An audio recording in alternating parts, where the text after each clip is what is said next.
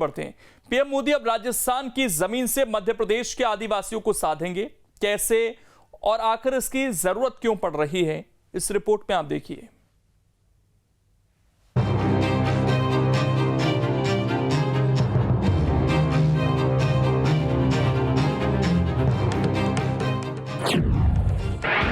मध्य प्रदेश में आदिवासी राजनीति की शोर।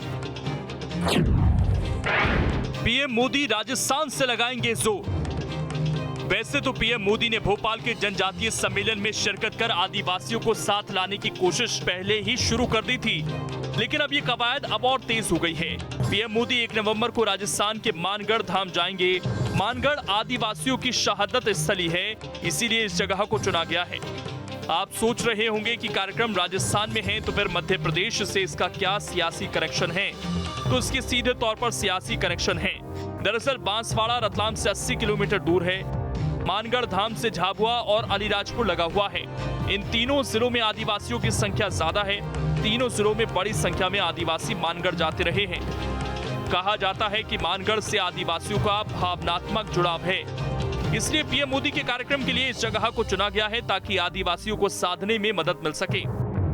निश्चित रूप से पूरे हिंदुस्तान में यदि आदिवासियों के उत्थान के लिए ये योजनाएं बनी हैं तो सिर्फ मोदी जी के शासनकाल में बनी है। आपने देखा होगा जिस प्रकार से मोदी जी ने आदिवासियों के ऊपर ध्यान दिया, उसी प्रकार हमारे मध्य प्रदेश के मुख्यमंत्री लगातार इस बात का प्रयास करते हैं कि हमें आदिवासियों के लिए क्या करना चाहिए, क्योंकि हम सब जानते हैं कि अभी वो राजस्थान जाने वाले हैं हमारे मोदी जी, और उसके आसपास का क्षेत्र मध्य प्रदेश के कुछ आदिवासी बाहुल्य क्षेत्र भी लगते हैं। निश्चित रूप से भारतीय जनता पार्टी ने हमेशा आदिवासियों के हित में काम किया है। वहीं दूसरी तरफ भारतीय जनता पार्टी की सरकार के चलते गैर वन पड़त भूमि अधिनियम के माध्यम से जिस तरीके से मध्य प्रदेश में किसानों की, आदिवासी किसानों की जो उपजाऊ वाली ज़मीनों को छीना गया है, बड़े बड़े रईसों को दी गई है, ये भी इस प्रदेश के आदिवासी समाज ने देखा है। और आज जिस तरीके से माननीय प्रधानमंत्री के द्वारा इस प्रदेश में आदिवासियों का समर्थन का आह्वान किया जा रहा है, निश्चित तौर पर उनको पता है कि ये इस प्रदेश की जनता किस तरफ जा रही है, लेकिन इनकी झूठे वादों से, झूठी घोषणाओं से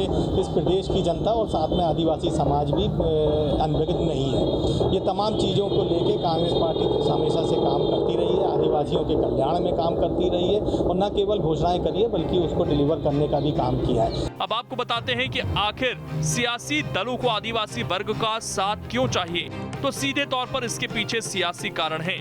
दरअसल प्रदेश में 2 करोड़ आदिवासियों की आबादी है, 51 लाख गोंड समुदाय के लोग हैं, 60 लाख भील भिलाला हैं, 43 आदिवासी समूह हैं, 12 लाख कोल समाज के लोग हैं, 47 लाख सहरिया हैं।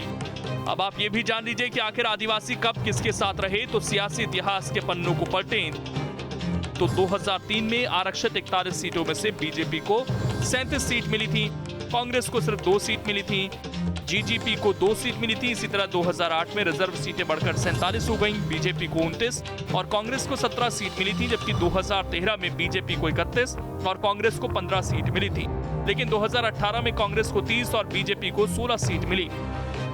यानी 2018 में आदिवासी सीटों की स्थिति बदली थी। कांग्रेस के पक्ष में एक तरफा मामला दिखा था, बीजेपी को बड़ा नुकसान हुआ था और शायद इसीलिए बीजेपी को 2018 में सत्ता से बाहर भी होना पड़ा था।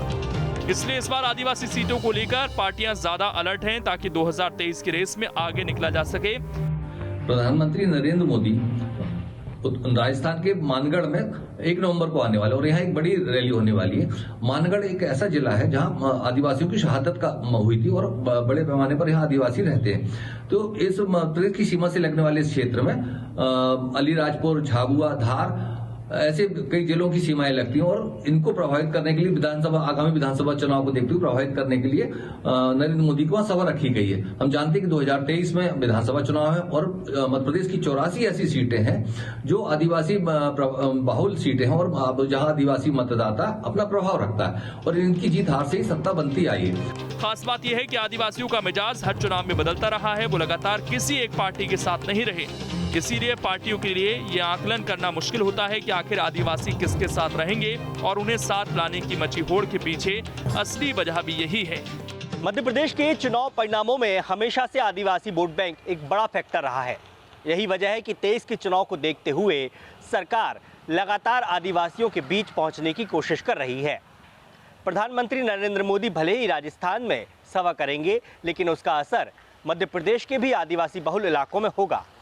निश्चित तौर पर बीजेपी इस मौके को पूरी तरह से भुनाना चाहेगी। देखना ये होगा कि ये तमाम कवायतें 2023 विधानसभा चुनाव में कितना असर डालती हैं। Durgesh Kumar, team news state.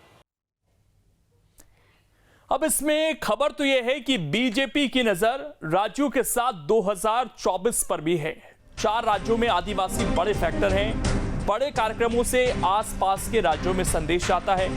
इसीलिए पीएम मोदी के लगातार कार्यक्रम अब हो रहे हैं ताकि 2024 में भी इसका फायदा बीजेपी को मिल सके।